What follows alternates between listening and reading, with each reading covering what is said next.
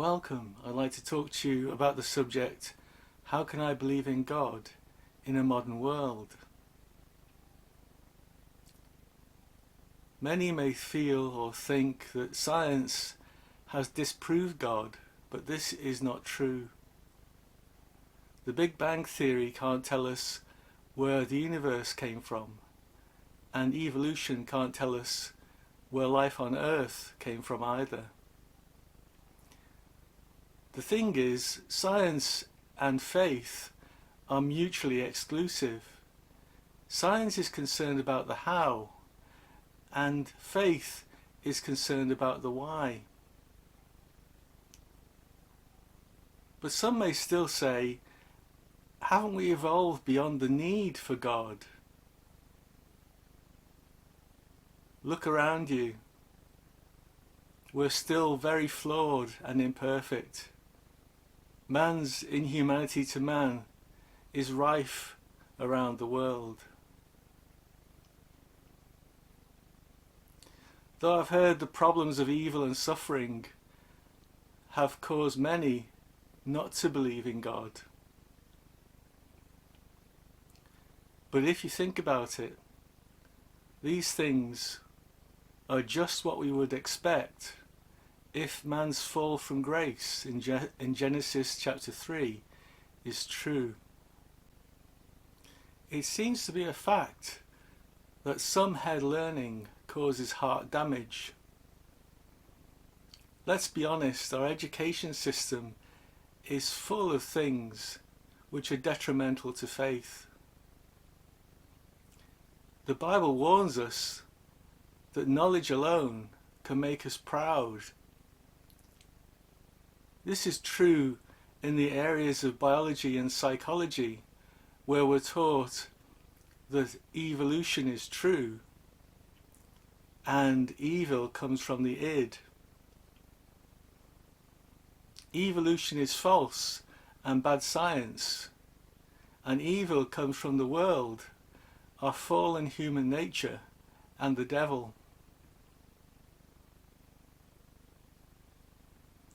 But how can I say evolution is false, you may say? It's very simple. There is no fossil evidence for evolution. And half the fossils are alive today in very much the same form. If the fossils really are millions of years old, which I doubt, they haven't evolved at all. Therefore, evolution is false. There is also unscientific circular reasoning. Fossils are dated by the rocks they're in, and rocks are dated by the fossils they contain. Carbon dating doesn't come to the aid of the party either. Because carbon-14 has a half-life of just over 5,000 years, if a sample actually does have carbon-14 in it to measure, it can't be any more than 50,000 years old. So ages of millions of years old can't be given by the use of carbon dating.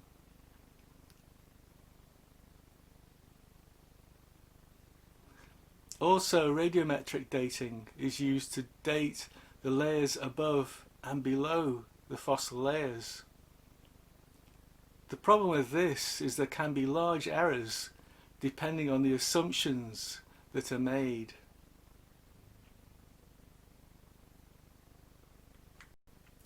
Radiometric dating uses radioactive substances. It gives most scientists today the belief that life has existed on the Earth for billions of years. The age computed assumes that the parent substance, for example radioactive potassium, gradually decays to the daughter substance, for example radioactive argon. So in theory, the higher the ratio of argon to potassium, the older the rock is supposed to be. it is usually assumed there is little or no daughter substance present at the start. Errors can come from parent or daughter substances entering or leaving the rock, as well as daughter product being present at the beginning. Geologists assert that older dates are found deeper down in the geological column. This can potentially be explained by processes occurring in magma, which cause lava erupting earlier to appear older than the lava erupting later. Lava erupting earlier would come from the top of the magma chamber, and lava erupting later would come from lower down. A number of processes could cause the parent substance to be depleted at the top of the magma layer, or the daughter product to be enriched. Both of these would cause the lava erupting earlier to appear very old, according to radiometric dating, and lava erupting later would appear younger. Another source of error can come from processes such as crystallization, and can cause the daughter product to be enriched relative to the parent, which would make the rock appear older. Or can cause the parent to be enriched relative to the daughter, which would make the rock look younger. This causes radiometric dating into serious question.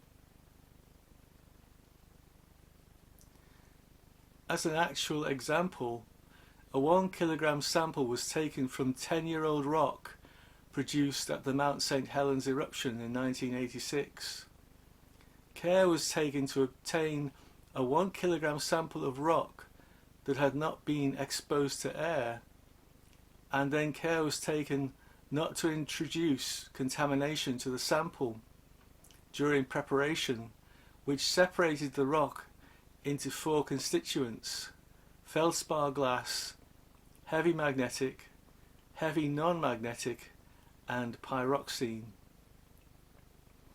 The ages obtained by a reputable laboratory that did not know the actual age of the samples were 340,000 years to 2.8 million years, with an experimental error of 60,000 years,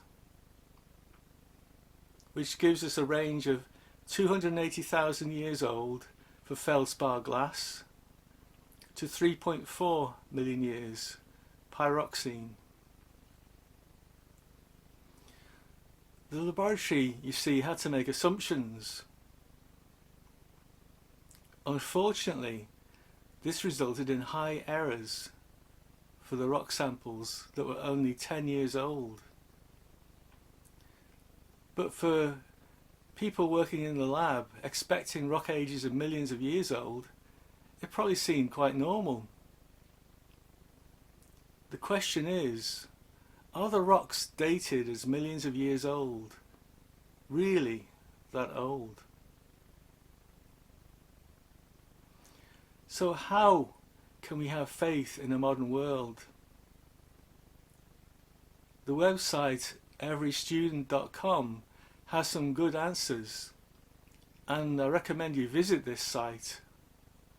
It says many examples showing God's design could be given, possibly without end.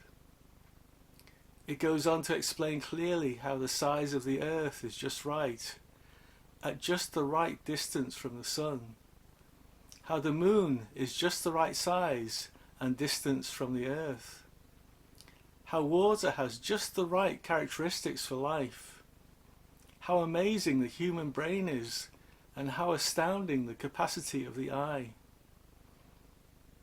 I'm not great at statistics, but these facts taken together must be highly improbable, if not impossible, by natural processes or random chance.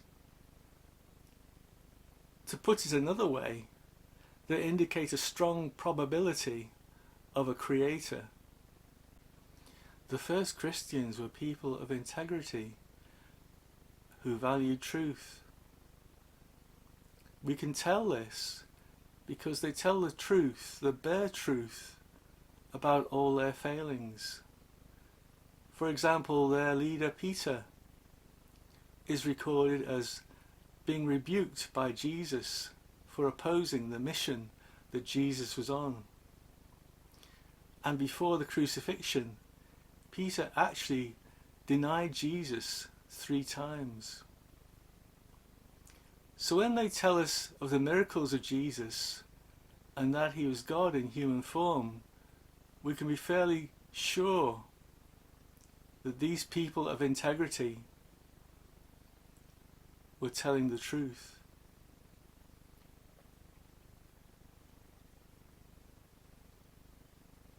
Of course, it's possible for you to say, surely they could have been mistaken. Well, yes, but there are some things that must be true to account for the after effects, such as the actual existence of the Christian Church. When Jesus walked on water, he frightened his disciples, and they admit it even though it shames them. This gives it a ring of truth. For the resurrection of Lazarus, even his sister was worried that he was decomposing and smelling, and obviously didn't expect Jesus to bring him back to life. This rings of truth and authenticity. Jesus died when his side was pierced with a spear, blood and water came out. John chapter 19 verses 33 to 34 reads, "But when they came to Jesus and found he was already dead, they did not break his legs. Instead, one of the soldiers pierced Jesus' side with a spear, bringing a sudden flow of blood and water." This is evidence that he had actually died, because it shows his blood had stopped circulating and had clotted. As I said, Peter was so intimidated by the authorities, he even denied Jesus 3 times. And after the crucifixion, the disciples were terrified of the authorities, hiding behind locked doors. John 20 verse 19. Then suddenly they're fearless. Acts chapter 2 verses 14 onwards. Peter the coward stands up among thousands and says, "God has made this Jesus, whom you crucified, both Lord and Messiah." Acts chapter 2 verse 36. Only something as momentous as the resurrection can account for this and for the existence of the Christian Church. If you can't believe in Jesus on the basis of his miracles, perhaps you can believe in him on the basis of his church. Now, science can't tell us where the universe came from or how life on Earth began. It can't tell us how old the Earth is accurately. And there are many amazing things just right to support life on Earth. There are a huge number of apparent coincidences. For example, the moon is exactly the right size and distance for total solar eclipses, which occur between 2 and 5 times a year. And all these things taken together are improbable by natural means or random chance. However, these things make perfect sense if they have been put in place by a creator. Finally, as a way to believe, God can be known personally. He has provided a way for a relationship with himself through faith in Jesus. He says, if we seek him, we will find him. I suppose then that this is the ultimate way to believe in God in a modern world.